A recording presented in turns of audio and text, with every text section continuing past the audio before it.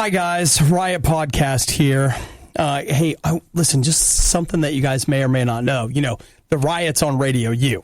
That you know, right? Well, if you're not listening to Radio U today when you hear this podcast, you probably should, because all day today, and today only, Tuesday, December 5th, 2017, if you're not keeping score, we've got Andrew from Project 86. He's in the podcast. We're giving away the album. We are. All day. Yep. So if you haven't had a chance to win yet, hurry up. Go listen to Radio U. You can listen on the app. You can go to radiou.com, whatever. But you've got today only to win copies of Sheep Among Wolves. So if you're like, oh, it's Wednesday. I know some people listen to the podcast the following day. Mm-hmm. Then you missed out. Sorry. It's available for purchase. There's nothing we can do about that. Sorry about that. But Andrew from Project is in this podcast as we catch up with him and learn a little bit more about the album. Mm-hmm. Also in the podcast, Obadiah and the Star Wars Bananas. Nikki feels like I was a little over the top. But I have felt that way for the last maybe 12 days. What are you talking about? I don't appreciate what you're insinuating. That means 12 days he's been sick. You know what? What are you even talking about? Right. So there's that. Oh my gosh. Nikki determines the most amazing new flavor for Oreos you've ever heard in your life. Let me know if you agree that this should be one of the upcoming, maybe a mystery Oreo or an actual named Oreo flavor. It could be good. Love the idea. We talk about Star Trek in Quentin Tarantino's hands, some of the most disgusting family Christmas photos we've ever seen, and I love this, chicken and waffles. Ooh, you're finally going to try it tomorrow. Yep, it's going to happen. So enjoy the podcast, guys. Remember, anytime, stop by our Facebook page. You'll find a link to those disgusting Christmas photos there. That's facebook.com/riot. Or is it The Riot? Radio U Riot. You were wrong both times. That's all right. Hey, high five. Yeah. Woo, good job. Yeah, it's only our show whose branding is the same across all social media. And the page we've had for years and years. Yep. But that's okay. Radio U Riot on Facebook. Love our job. It's The Riots. Baby's crying. Nails on a chalkboard. Your girlfriend saying, "We need to talk." The worst of the riot. Yep, it really is that bad on Radio U. I understand that advertising is out there because people make money and so on and so forth and whatever. Okay, I get it. I mean, I love the fact that Radio U is non-commercial. I do love it because we just do our thing. It's listener supported. You guys are the ones that help make it happen, and we just really appreciate it. And we live in a commercial society. I should be used to it by now. But I've got to tell you, last night when I got home and I put the bananas away. Which is not. That's just it. It's just, I literally I have this little hook thing. It's a banana hanger. And I was putting the bananas on there. Yeah. And all of a sudden it was like, da, da, da. I was like, what? There was a Star Wars sticker on my bananas. Yeah. Not, mind you, not like, hey, somebody was having a good time and they were like, look at, hey, Mom, it's Star Wars on That's the banana. A branded promotion. I'm telling you that, wait, let me look at the picture again. That Dole Bananas it was a Dole sticker with the Star Wars logo and one of those porgies or whatever the thing is from their new movie. And I'll have to tell you, that was the moment. I thought I'd had enough with the Nissan commercials because I can't begin to tell you how much I hate the Nissan Rogue commercials. I hate them. They are the worst. During college football, over the last month, they run, I would say, twice every commercial break. Sure. They're just like, here's a Force, drive a Nissan Rogue. Woo! But, it's a lightsaber in every glove compartment. It's so stupid. I think it depends, especially on which platform you're watching football, because certain, like Sling TV and stuff, only run certain commercials. So it could be certain ways you're watching it. It runs extra much. Some of this was OTA. Oh, over the air? Yeah. So that's your broadcast channels? I just felt like somebody somewhere was like, I don't know, the thing's broken. Run the Nissan thing again. Run the Nissan again. It's fine. It has nice production values. Put it on there. It's fine. It's coming out. It's fine. So there's that. But when I saw the Star Wars banana, it was just like... Have you never seen... I think the one I always remember is they usually have Minions on the bananas. They always have stickers of a movie. I almost feel like the Minions thing where it's like, they're yellow, these are yellow. They Okay, love bananas. all right, It makes fine, sense. Fine. But like, what? Are you going to watch Star Wars and they're going to be like, I didn't have the strength to battle evil until I had this delicious banana. It's not like you can take that into the theater as your snack. I mean, what? During the movie. Why? Like, every surface, like everything in the world has to have a commercial on it. Stop it. There is not a movie on this planet, it does not exist, that needs an official banana. There is not a movie that needs an official, except for, like, Banana the movie. Now, that's a marketing opportunity. See, I think you're mad at all the other marketing, when really the banana, to me, is a soft market. No, that's what makes that doesn't bother me. That's what makes it the most insidious, Nikki. It's the mere fact that it doesn't bother you. But there's a sticker on the banana? I want you to think about this. Seriously, pause for a minute. You turn your TV off. There's all these other media sources that you've turned off. But what is there now in your kitchen? A place that currently really has no advertising in it whatsoever. There's no advertising in your kitchen. Is there? No, there's not. There is now. Now on the banana. Now on the banana, every morning when you get up, there's a Star Wars thing staring at you. That is insidious. That is messed up. They have managed to put a billboard in your kitchen. On your banana. It's on your banana. So I can just look past it. See, here's the other thing that's really messed up. It's on the middle banana. Which means what? It's the last banana you're going to grab. So it's going to stay there the longest. It's on purpose that it's there. It's intentional that it's on that particular banana. They had a committee and a committee and a meeting where they sat down and they were like, we've studied which one is the last banana taken. It's this one.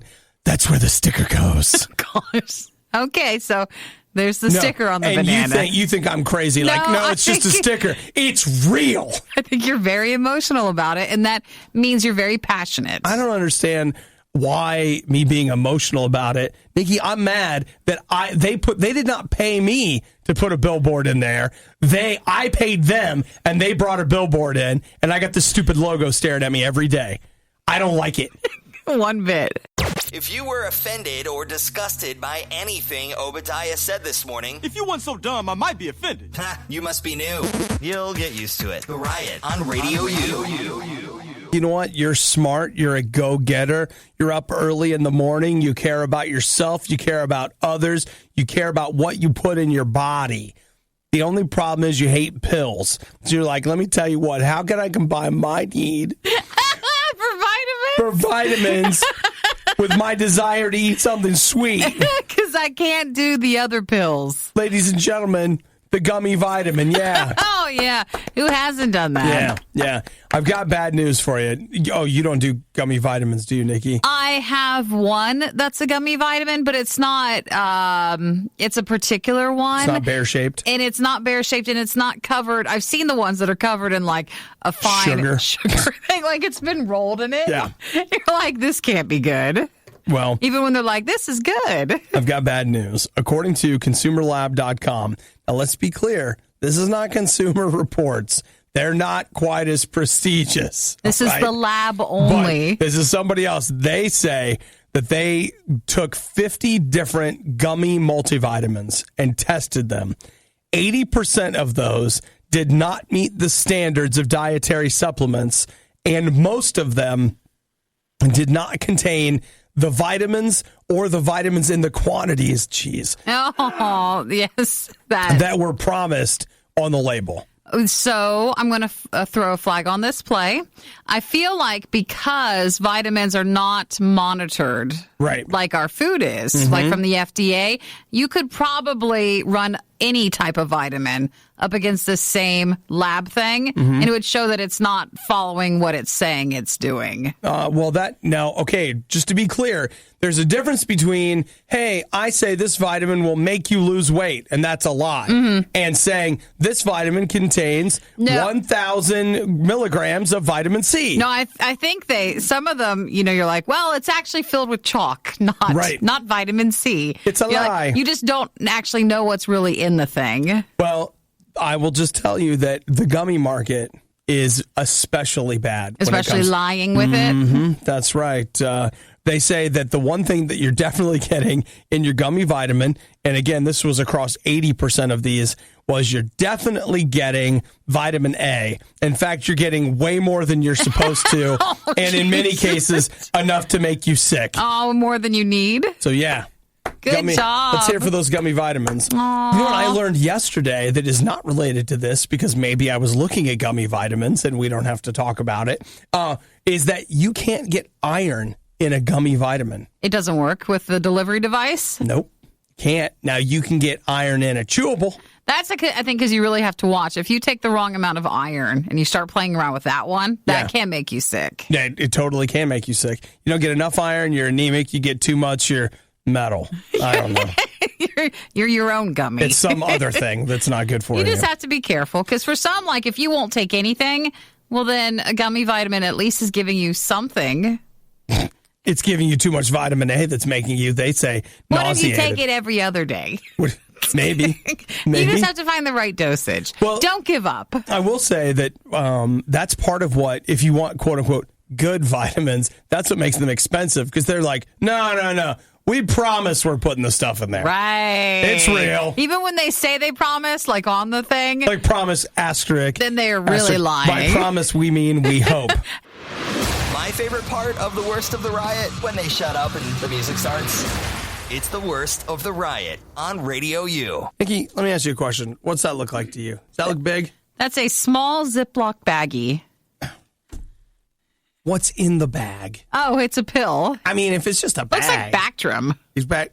What's that? An antibiotic. Okay, it's not. It's amoxicillin and something else. It's your antibiotic. Yeah, it is. But do you feel like that pill's a little big? No, that's manageable. Okay, fine. You being a baby about your pill? No, I'm not being a baby. I wish do you it was, need a gummy antibiotic? I wish it was a gummy.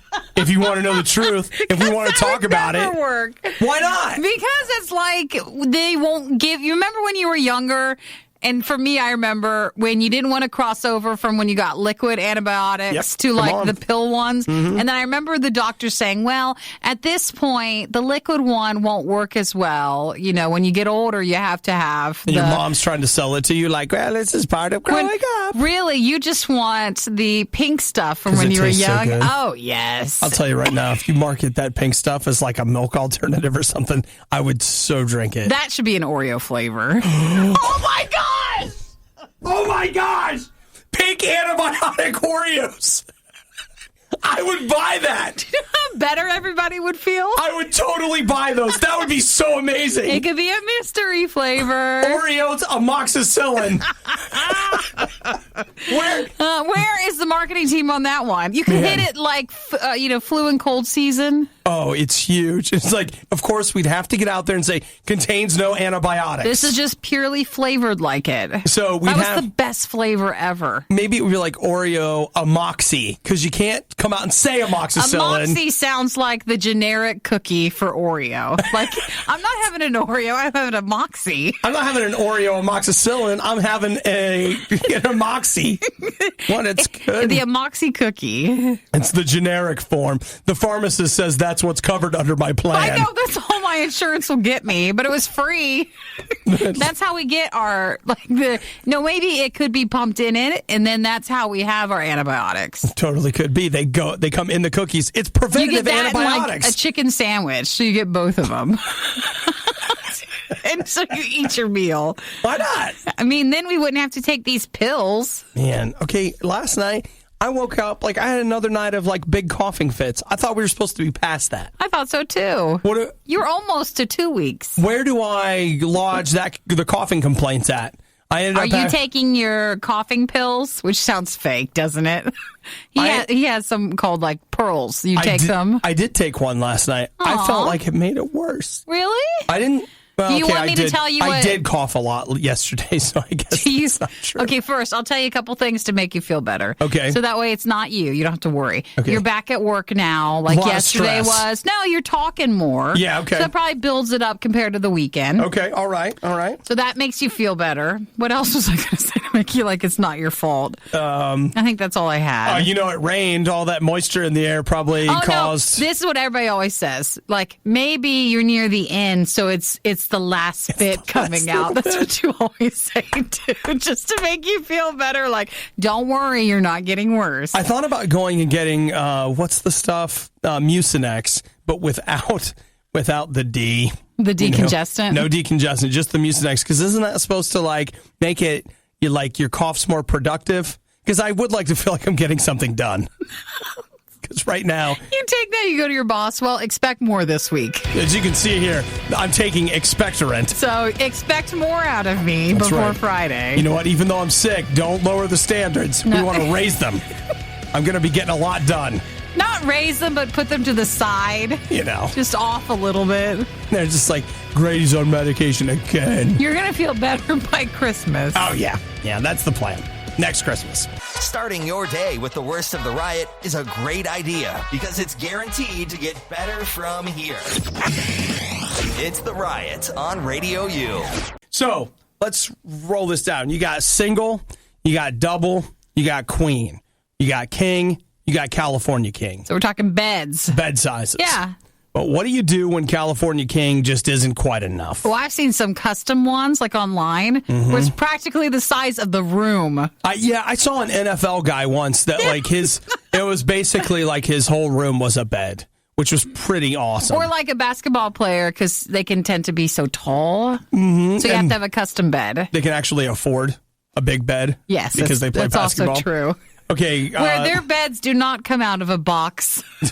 Ours must come out of a box. They're delivered by specialists and installed. They're built. All right. Well, check this out. Apparently, this is a thing. It's called co-sleeping.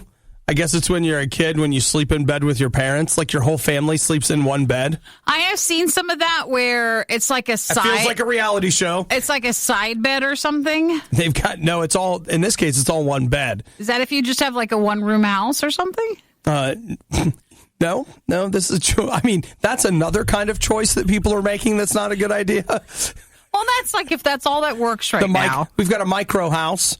It's 5 square feet, and so technically we all sleep in the same bed. And you're not allowed to stand up because you can't because the ceiling's there. Yeah, the ceiling is a lot shorter than you think it is. So it's a big bed for everybody? This is so like everybody in your whole family can sleep in the same bed, which I look at that and I'm like, we're not doing that.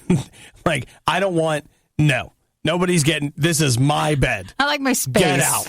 Get out, okay? Well, it can also work. Some people, if you sleep with your pets, they need their own area. But see, here's the point I'm trying to make, is they call it a family-size bed, and I call it just right.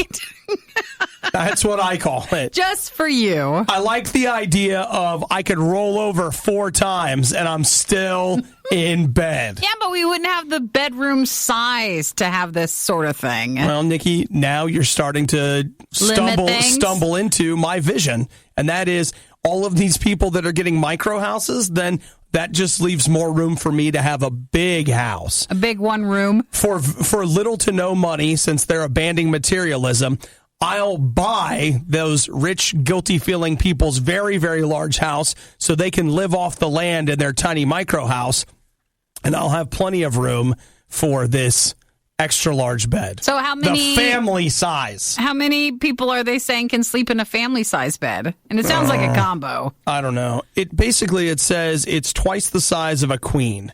So it's 100. That's not big enough. You don't think that's pretty big? I don't think so. 100. Well, it's 12 feet wide. I think we could use more space. You don't think that's enough? No, I think we need more. Well, I'll just tell you, compared to what I'm sleeping in right now, I have a queen bed right now. Oh, you do? Yeah. So what if I had? I love the sound of this. All right, 144 inches wide and 80 inches long. That is lots of space. That's one of those things like you get up and do your workout in bed. Okay, you don't have to get out of bed. You don't have to whatever. Your kitchen's to the side. Like you just roll around in the bed all day. You got a coffee maker right there on the side. The only thing you're getting out of bed for is a bathroom, but you could have one of those installed in the back. True. No. How much are they saying this runs, or can you buy it just like? Yeah, you can. Let's see. If you get a box spring, the frame, sheets, and pillowcases, because you're going to need some custom. Total price about $4,000. That's quite a bed right there. I don't know. I had a friend of mine told me his bed cost $5,000. $5,000 for the bed? Yeah. Or I think room? I think it came with the box springs. Jeez, that's a lot. Does it move? I don't know what it does. Does it heat up? I should have gone over and been like, I need to see it. I want to see the itemized report of like what all this bed does. I'm pretty sure that. I realize that sounds made up, but I would swear to you that's what it was. Well, you're supposed to spend extra money on your bed. What did you say? Jared's grandma says beds and shoes. And shoes, like that's the two things where you're using those all the time. So that's right.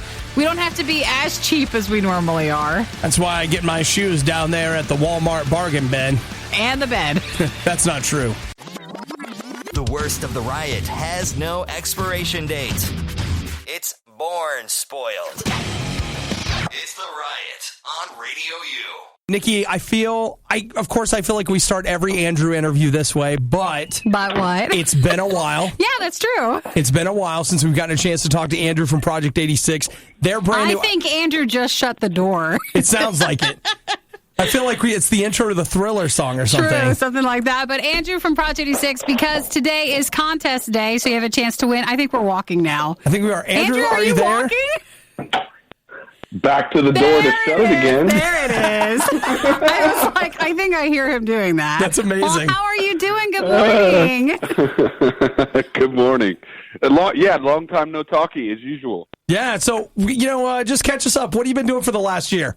Don't tell me. We don't have to do day by day. Don't tell me about the band. Tell me about the man. What has Andrew been doing? You want like a quarterly report or something? Bring me up to speed. I do in my spare time. I do a lot of graphic design. Yeah, okay. So that's the whole of it. Okay. So it's either project stuff or graphic design. It seems to take up everything. That's pretty much. And okay. I have a family as well. So they bear with me in all my creative endeavors. All right. Well, then can I just cut straight to the chase? Are you playing any video games anymore? Is that all you wanted to know? Have you grown up and you've left it all behind? Is he too busy working? I'm actually starting over because my daughter is really into like Mario and all things Mario. And I've gotten her into like classic Nintendo games. So okay. we play Punch-Out together. Nice. We play both Marios. We play Zelda. So I've started completely over in my video game journey. And hopefully the next 10 to 15 years will involve, going through all the old gaming systems with my daughter until we get to the present, which will be like 2025. Because you were more of an Xbox guy. Like Nintendo wasn't necessarily your thing?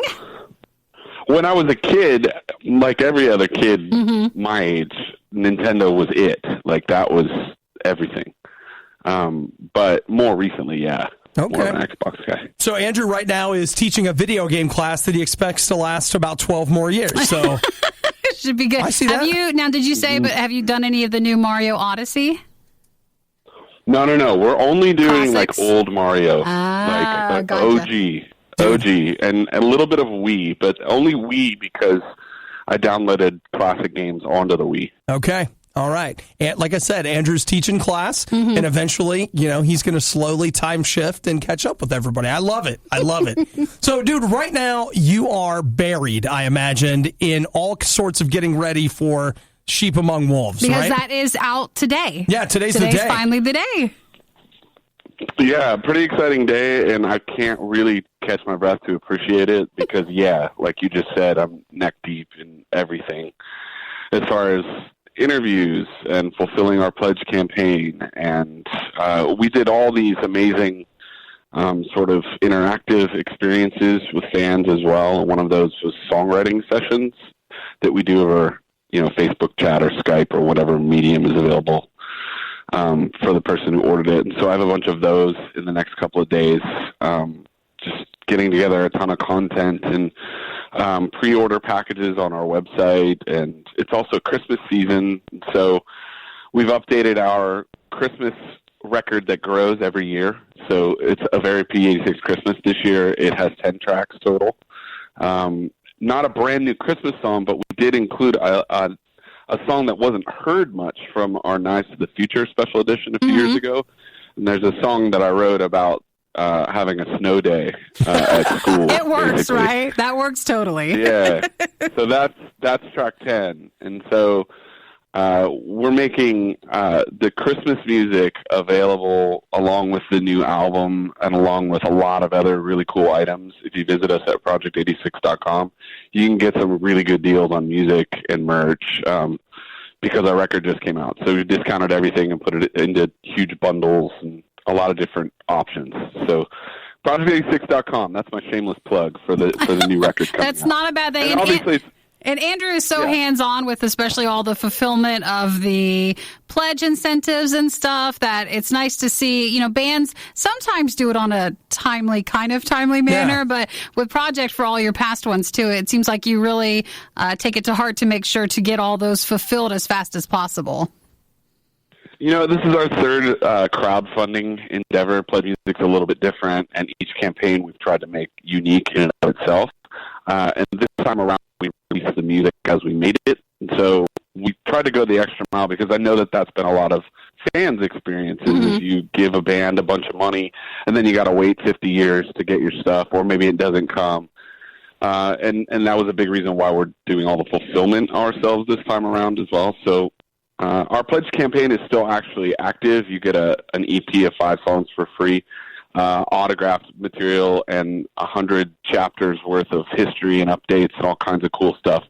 If you still want to be a part of that as well, it's become just another way to get the record, basically. So we're talking to Andrew Schwab, Project 86. Andrew, 2 quick questions for you. One of those is you were mentioning songwriting sessions. That kind of piqued my curiosity there. When you said that people were able to, you know, as they were giving, get a songwriting session, does this mean that they're getting audio or a video of the band doing a songwriting session, or they learn how to? Are you going to spend time with them writing a song? Is that how that works? We spend time with them writing a song. Okay, that's awesome. So we did 2 different versions of it. So as a part of our fall tour, if folks were in, you know, the areas of the cities that we were playing, you could do an in-person songwriting session. They just come to the show early and come backstage, and then, you know, we work on writing a song together. And it really is dictated by the person who wants the song. So if they come with lyrics and want music, we'll just work on music together. Or if they want to start from scratch, we can start from scratch. And we're really just limited by the amount of time that we have to work. So, sure. Right now, obviously, we're doing more online. So if you want to write a song with me or with us, you can go on our pledge campaign, and that's still available. Cool. Andrew's the best at plugging that. Yeah, he's doing a good job. He's keeping it out in front of you. It's like very this, casual, very calm. If I would say it feels like Andrew's had media training, that's how good he is at remembering his all details. The details, that's it's right. Good. And it's good. That'd be, I guess, a cute gift for someone if you write a song for them. I actually that'd think be that's really amazing. Nice. Yeah. That is amazing.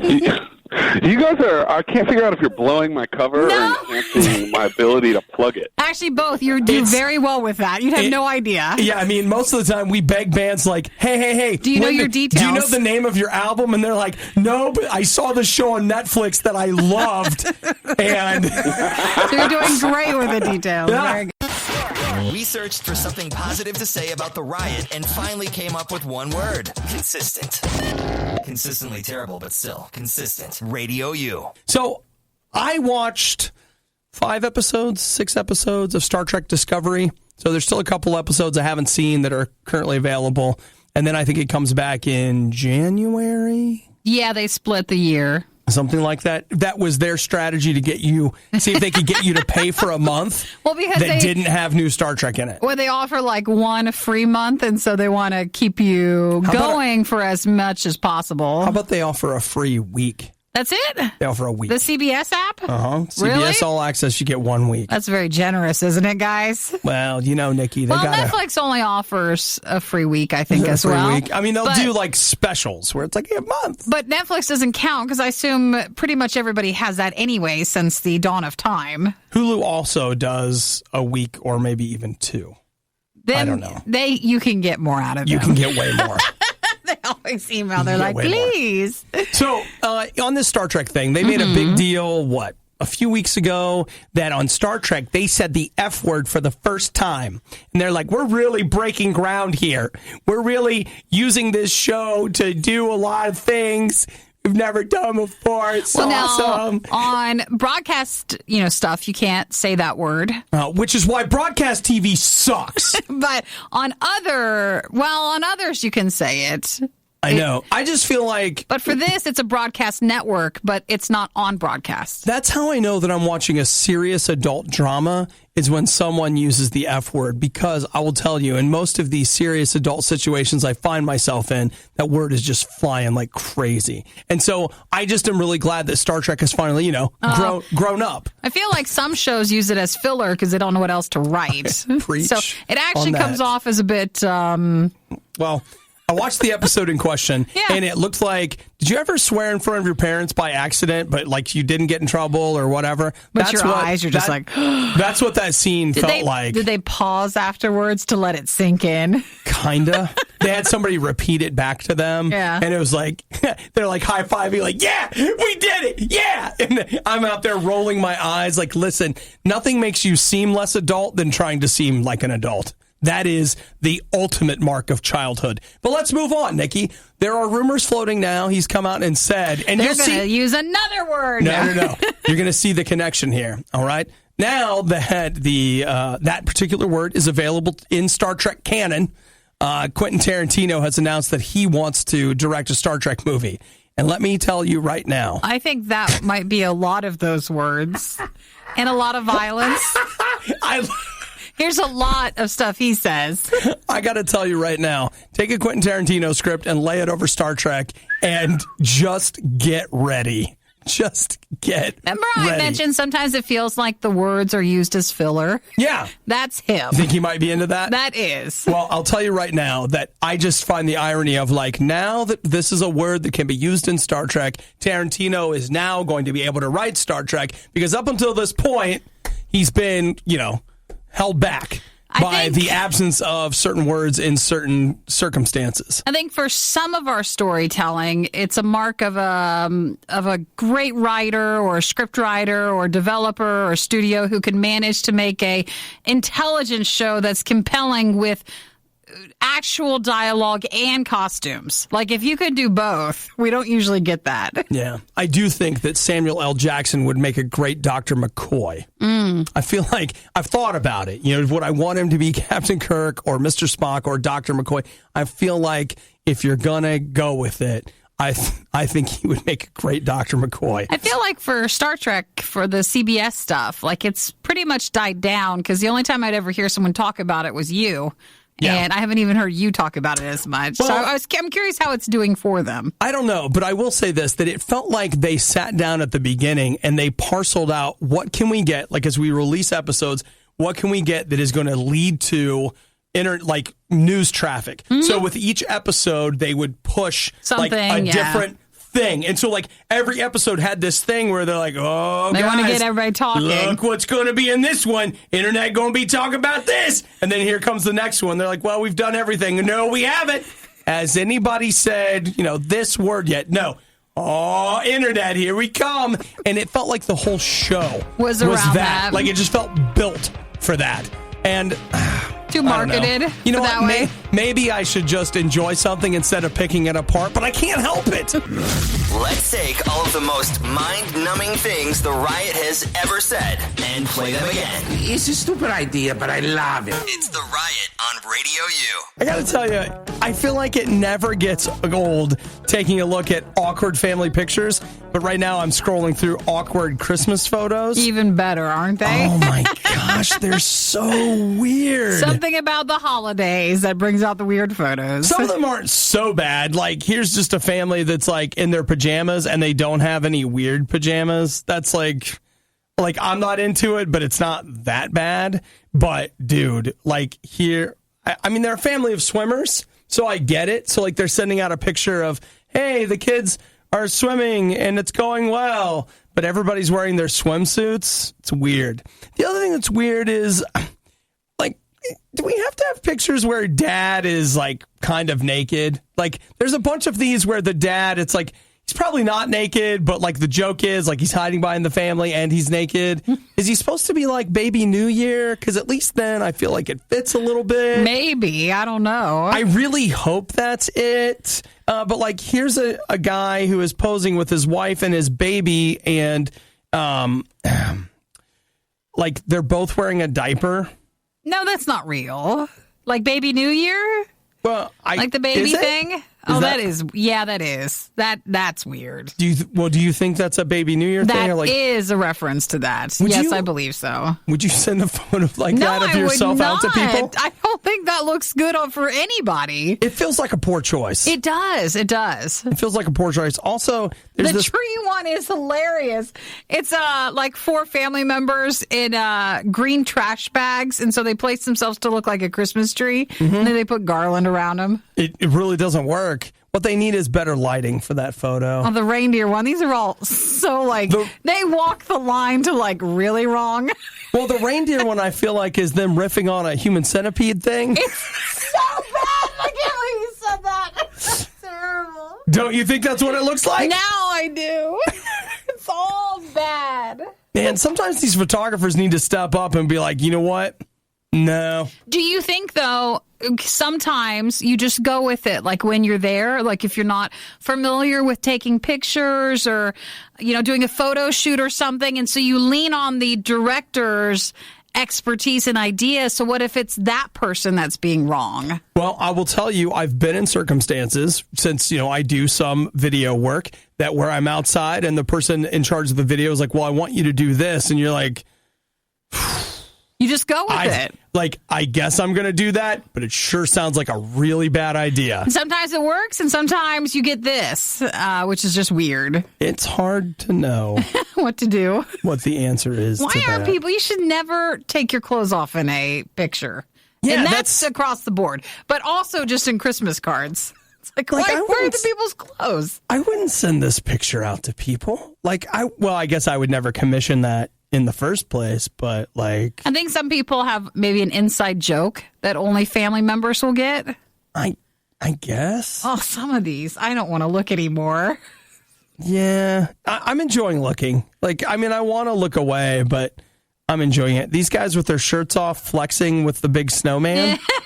That's one of them. Yeah. The girl with Santa in the background, like he's staring at her through the window. That one's a little weird. That looks like when you get at the mall, like a department store at a mall. I'll tell you what I'm going to do. I'm just going to go ahead and post a link to these photos. You can find them on our Facebook page at facebook.com/RadioURiot. If you want to get an idea as to what we're looking at, I'll just tell you they're pretty bad. And if you enjoy cringing, I have got... Some of them are super, super bad. Yeah, you're going to love them. I like a good cringe from time to time. And I know we shouldn't be having fun at someone else's expense, but let's keep in mind that they chose to make these photos. So that's... There's one that's so bad I can't even describe it. Is it the pregnancy shoot? Well, no, down a little bit. It's just this older that looks. I think it's the mom with a couple of kids and the outfit she's wearing, but yeah, she looks a little older than a mom. Like she looks more like a grandmother. It's not working. So I don't know. It's just the outfit's really wrong. But again, whatever we like is fine. We're not here to tell you what to do in your family photo. Some of these just look like poor choices. The inside joke that we wouldn't know. You know what, though? Sometimes, again, like, hey, I know, I'll put on a diaper and take a picture of a baby in a diaper. And you know what, Mom? You just be an angel in the back there. Someone said that. Yeah. Someone had that photo shoot. Oh, it's a bad choice. Recycling paper is like planting a tree. Recycling the riot is like burning down the rainforest. We ain't gonna be in no fire, not today. It's the worst of the riot on Radio U. You know, Nikki and I are great fans, purveyors, whatevers of, I don't want to say junk food. It's just... Well, that's the show. That's judgment. That's judging. We do like to taste test a lot of... we have a lot of riot food fights. We do. But something that I've never had in the middle of all of this, I have never in my life ever had chicken and waffles. Never. Have you? Yes, I have. Okay. And it's not like... To me, that's not junk food. as much. Well, it's still chicken, a great protein. Okay, all right. And a waffle. I mean, is that a complex carbohydrate? I don't know. No, it's not. I'll answer that question for you. It's not. Just make it. But you put them together, and okay. it does taste very good together. Okay, so when you eat chicken and waffles, like tomorrow, let's say we go somewhere, and I order chicken. And I order waffles. Yeah. Now, they don't offer like chicken fingers. So they're going to give me a chicken breast and some waffles. And you cut it up, and then you take a bite of that with a bite of the waffle, and you eat it there. Now, do I put syrup on it? Some people do. Okay. Do you? I do not like maple syrup. Oh, that's right. Yeah, so I don't like that. I don't know how I can trust anything you say. But that will tie it together nicely because it's a nice syrup for the chicken, and it's obviously good on the waffles. Right. I don't know about maple syrup on a piece of chicken. No, it's good. You will like it. Oh, okay. Whoa, wait a minute. Now we might be talking. Shrew says honey. Either she's getting a little too familiar with the riot, or that's a great idea. You have like a honey butter, or have you ever had like a hot honey chicken? Remember that one restaurant we ate at where they served all the buffalo meat for Hudson's birthday? Yes. They had a chicken, like for fried chicken. Mm-hmm. It was a honey-based syrup. Okay. But it wasn't just honey, but it was like a hot honey. I like hot honeys, Nikki. You know what I'm saying?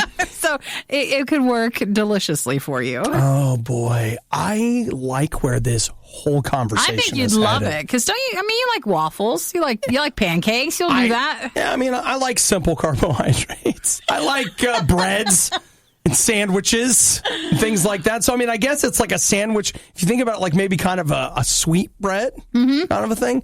Connor says if you want the best chicken and waffles, go to Hot Chicken Takeover on a weekend and get waffles with your chicken and mac and cheese. Okay. That might be something. Might be something. I think I'm doing it.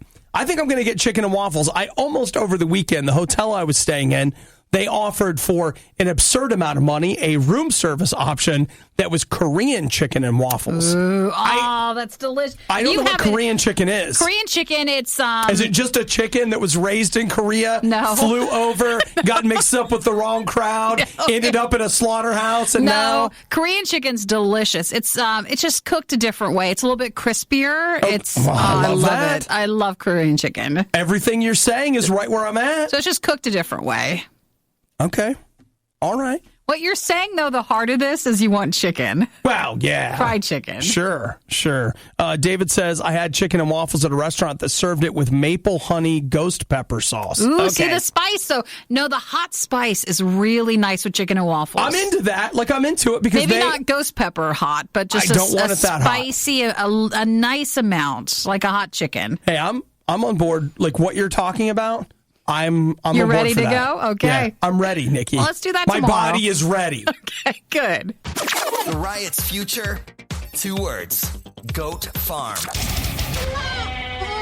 Radio U. Now, have you ever felt like Christmas music all sounds the same? It kind of does. I mean, you need some jingling bells. You need some, some lyrics. I mean, the style of it repeats itself. Say Christmas a bunch. Home is an important word, I think. Yeah, snow. Let's see.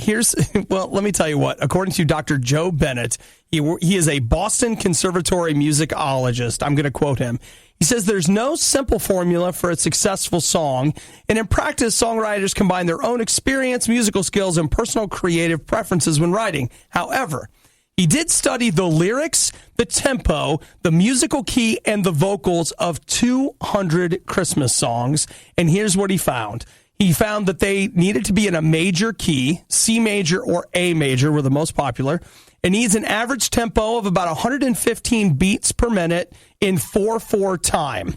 And so he did that and wrote, lyrics need to mention Santa, snow, home, peace, love, sleigh bells need to be... He says sleigh bells need to be part of the chorus. Oh, you don't necessarily have to mention them, but they must be heard. Somehow during it. And he said that there's about 21 references to Christmas Day that need to take place. So he wrote this song. Nikki, let's see if this is the happiest Christmas song we've ever heard. It's called Love's Not Just for Christmas. It's got a little intro. As a Christmas song should. Well, it should. We're building. Yeah, we're building up to something. The snow is falling. Now remember, this is a scientifically determined Christmas song. Jingle the sleigh bells. There they are. I filled your stocking to the very top. I like that. Okay. Put your coffee in a Christmas cup. I love and Christmas the children cups. sing as the church bells ring everywhere. Bells. Here comes choir. Everyone's about the peace on earth. That's good. Peace. A little Christmasing for what it's Christmasing, worth. it's a verb The now. whole world smiles, there's only love. Only love, Nikki. Only love. Oh, here comes snow. Snowfall faster, go gas. It does hit all the marks. Snow can't get Santa.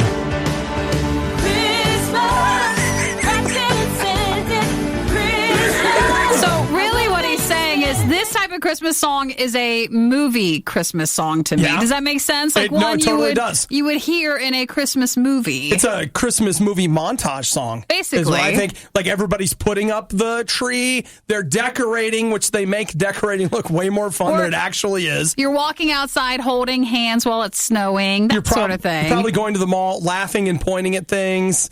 Yeah, totally. So that's a scientific Christmas song. Mm-hmm. He says that he's got it all figured out. Also, he took a look. I've got a list of what are the top 10 most popular Christmas songs of all time. And I will tell you. That's why I picked this to play our version. That's exactly right.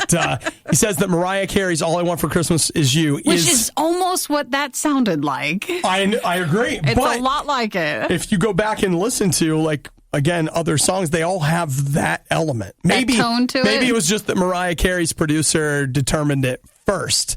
So she may have come up with that Christmas song along with her producer, which if you ever read the history on that song, it's amazing. She hated it, didn't want to record it. And now that's her moneymaker. That song, in its original form, contains no real instruments. It's all done in a synthesizer, and her producer basically had to force her to record it. And he's been interviewed. They don't make music together anymore, but he's like, every year I get a fat check just from that song. Because it's still one of the most iconic ones. And he wrote it.